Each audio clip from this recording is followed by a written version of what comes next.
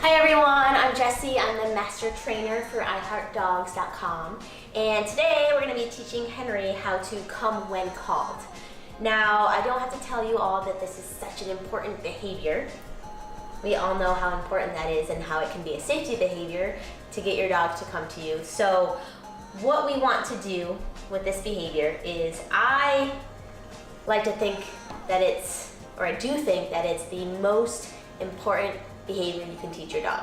And so if we want it to be the most important, it has to be the most rewarded, the most heavily rewarded behavior. Your dog will only do it if the reward is a really good reward. So, and that's kind of every behavior. So your dog will do a behavior if it's worthwhile, and he won't do it if it's not worthwhile. So we need to make the come when called the most worthwhile behavior. And so how we do that is each and every dog has certain things that they like. So whether it's food, whether it's toys, praise, a tennis ball, fetch, whatever it may be, you need to utilize that for this behavior. So what I'm going to do is for Henry's come when called, using these really good lamb treats because they're really, really enticing for him. So what we're going to do to start this behavior is, again, we're going to literally just introduce that word to him. And when he comes to you, or when he comes to me, he's gonna get that reward. So I'm gonna use the word Henry come, which most people do, and I'm not gonna use just his name. And the reason for this is, think how many times your dog hears its name throughout the day. And think how many times nothing good happens after his name. So if you want to use that as his come cue or command, you gotta stop saying his name so often. It's gotta be just for that behavior. So that's why I like that word, Henry come, for the behavior. But then think of it along the lines of how many times do you ask your dog to come to you throughout the day, and how many times do you reinforce it? So I want to reinforce this behavior 99% of the time, because again, it's the most important behavior.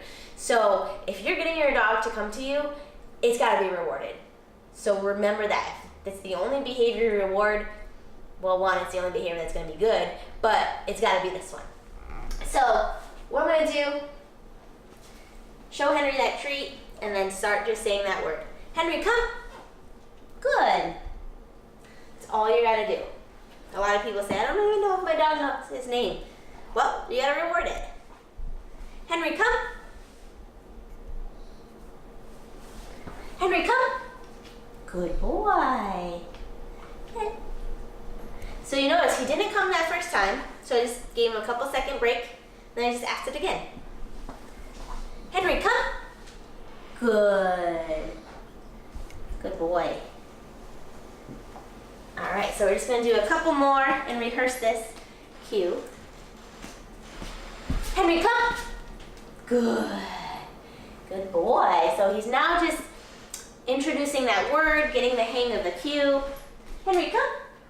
Good. Henry, come. Good. All right, so now we're just going to go ahead and see if we can get him to come when called at a longer distance. So I'm gonna throw a little treat over there. Henry, come. Good boy. I like that pep in the step right there. That was really good. Good boy. So do that again. I'll throw a treat over there.